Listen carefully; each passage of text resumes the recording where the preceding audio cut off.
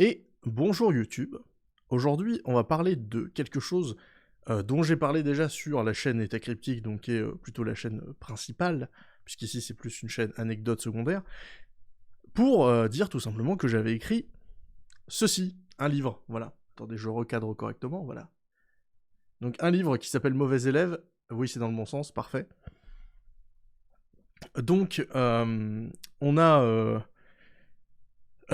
j'ai sorti ce livre, je l'ai écrit donc avant, et il y a Monsieur Hibou qui m'a envoyé un petit message sur mon Discord pour me demander de parler du processus d'écriture.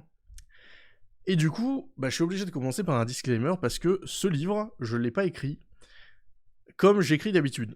C'est-à-dire que moi, ma routine d'écriture, c'est j'écris le matin, et puis, je me fais ce qu'on appelle des pomodoro. Je sais pas si vous connaissez la méthode pomodoro. C'est en gros 25 minutes de 25 minutes de travail pour 5 minutes de pause. Et on fait ça à plusieurs. Alors moi, je fais ça avec l'équipe du Canard Réfractaire, globalement. Et donc, on fait tout simplement des petites séances comme ça. Alors, on se fait du 2-3 heures de pomodoro comme ça, et en effet, la concentration est bien meilleure en ayant des petites pauses de temps en temps, où on se parle entre nous, et où on peut brainstormer un tout petit peu sur ce qu'on fait.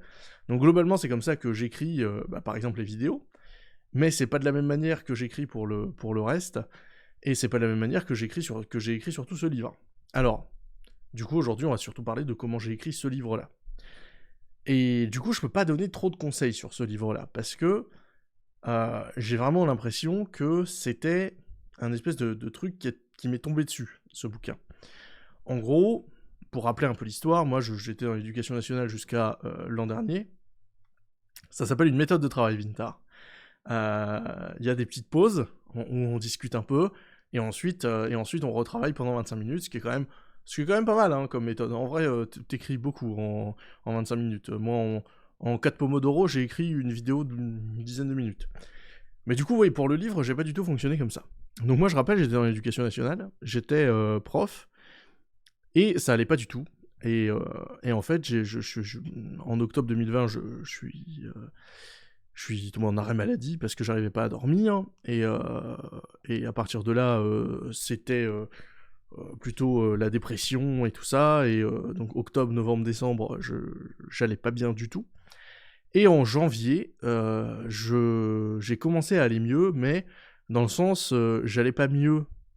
J'allais bien, j'étais heureux, tout ça, c'était super, la vie était belle.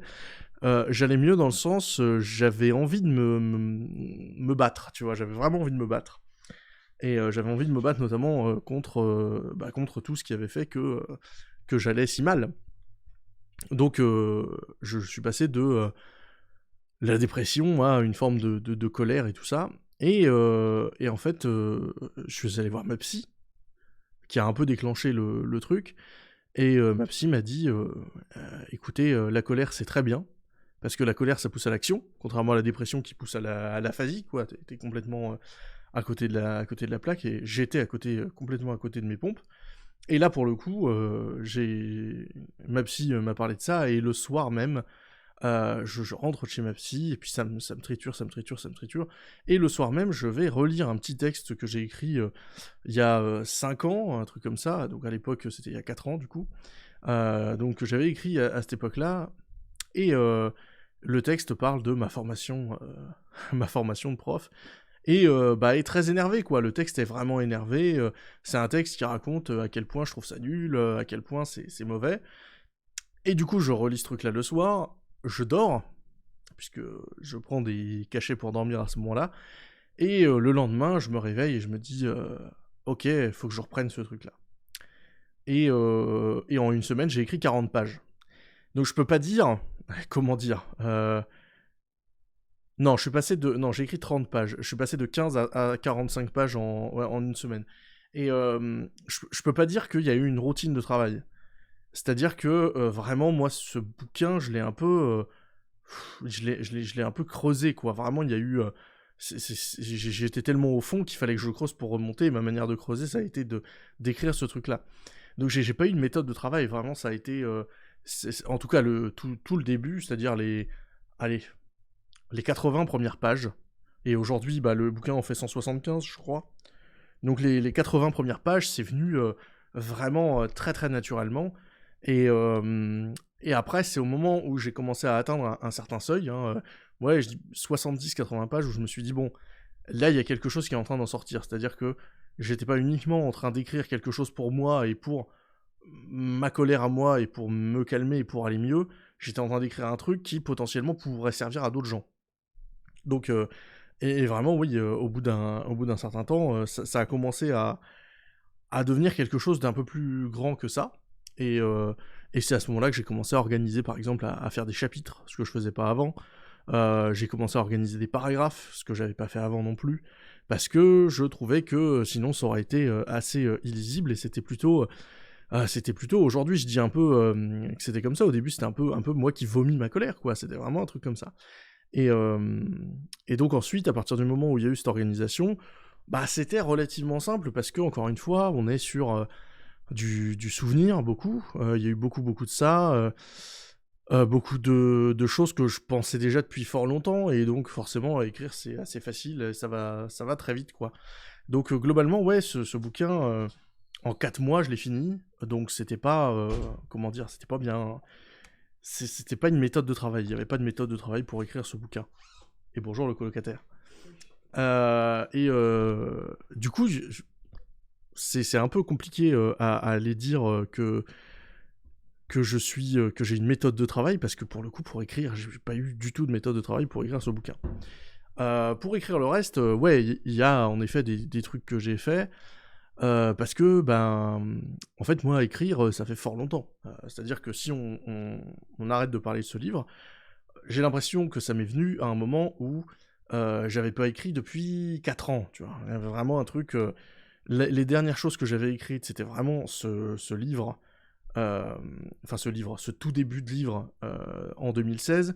Il y avait 2-3 moments où j'avais voulu reprendre le truc, mais à chaque fois je m'étais arrêté, et du coup il y avait des petits morceaux qui traînaient. Il y en avait notamment un en février 2020 où je disais faut vraiment que je me casse de l'éducation nationale, c'est horrible, j'en peux plus. Mais voilà, il y a février 2020. Oui, c'est février 2020. Et mais en tout cas, j'avais pas vraiment écrit à ce moment-là. Et puis est arrivé du coup ce livre, et en fait, en plus d'écrire, j'ai pas du tout eu l'impression que c'était un effort. C'était plutôt un plaisir d'écrire. C'est-à-dire que une fois que j'avais terminé la journée et que je me disais waouh putain j'ai écrit 3 pages, incroyable, bah, j'étais à la fois fier de moi et content parce que en plus je faisais ce que j'aimais, c'est-à-dire écrire. Donc c'est cool. Donc c'était cool, et vraiment ouais, en 4 mois j'ai écrit. Et ensuite, c'est passé entre les mains de pas mal d'amis qui ont fait la correction et tout ça. Mais voilà, en gros, c'était ça la base, hein, c'était 4 mois, ouais, entre janvier et avril. Donc en 4 mois, j'ai pu écrire un bouquin, ce qui est quand même, voilà, du coup, c'est pas du tout impossible comme truc. Mais du coup, moi, je ne conseille pas de suivre ma routine de travail. Par contre, ce que j'en tire, moi, de cette expérience d'écriture de ce livre, c'est que il y a vraiment un côté que j'essaye maintenant de faire dans les vidéos aussi, un côté plus intime. C'est-à-dire que ce livre, c'est pas simplement un témoignage de l'éducation nationale, d'un prof déçu, d'un prof en colère, ceci, cela. Ce livre, c'est ma vie pendant 5 ans. Voilà. Globalement, c'est ça. Il y a quelques trucs qui ne sont pas mis dedans, mais globalement, c'est ça. C'est-à-dire que ma vie se résumait, en tout cas ma vie professionnelle, se résumait à passer des journées comme celles que je décris dans ce bouquin. Et donc, en fait, je l'ai pas vécu comme ce que je mettais au départ il y a 5 ans, c'est-à-dire, oui, je suis en train d'écrire une enquête sur l'éducation nationale. Non, non, non, je l'ai écrit comme un témoignage, parce que, en fait, c'est comme ça que je le voyais du point de vue de la thérapie, tu vois. Du point de vue thérapeutique, c'était mieux que ce soit comme ça. Et donc voilà, moi mon conseil, ce serait plutôt d'aller peut-être chercher de l'intime quand on veut écrire quelque chose. En tout cas, quand on veut écrire quelque chose qui est de l'ordre du témoignage, qui est de l'ordre de la réflexion. Je pense que oui, de l'essai ou des choses comme ça. Après, il y a des choses où on peut évidemment faire autrement, et là pour le coup, on pourra parler du reste. Les 4 mois, tu les as vécus comment ? C'était 4 mois où ça allait, hein. C'était 4 mois où je recommençais à sortir, c'est, 4 mois où, ouais, j'étais, un peu en rogne, mais où en plus, bah, je te dis, j'étais content et fier de moi. C'est-à-dire que j'arrêtais mes journées et j'avais écrit pendant des heures et des heures. Vraiment, j'écrivais le matin, je mangeais et je réécrivais l'après-midi, ce qu'aujourd'hui je ne fais pas parce que l'après-midi, je n'arrive pas à écrire. L'après-midi, c'est compliqué d'écrire. En fait, une fois que tu as mangé, ça devient compliqué. C'est pour ça que maintenant, je fais des matinées plutôt longues, parce que je trouve que pour écrire, c'est plus pratique. Mais voilà.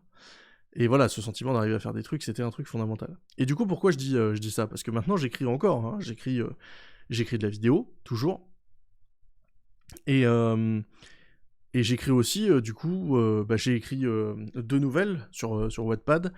Une nouvelle qui était plutôt une forme de souvenir, et puis une autre qui était plutôt quelque chose que j'avais dans la tête depuis quelque temps, une réécriture de quelque chose de très connu, mais que je dis pas parce que personne pour l'instant n'a trouvé de quoi c'était la réécriture, et du coup je vous invite à relever le défi. De quoi est-ce la réécriture? En vrai c'est facile, hein. Arrivé à un certain chapitre, on se rend compte. Et du coup, eh bien j'écris toujours, et là cette fois du coup c'est avec... Et puis il y a le JDR. Il y a le JDR, évidemment. Le JDR, c'est peut-être un des trucs qui me prend d'ailleurs le plus de temps à écrire, parce que niveau imagination, il faut quand même en avoir pas mal pour écrire du jeu de rôle. Mais voilà, donc j'écris beaucoup, mais j'écris avec donc des méthodes qui sont très très différentes de celles du livre.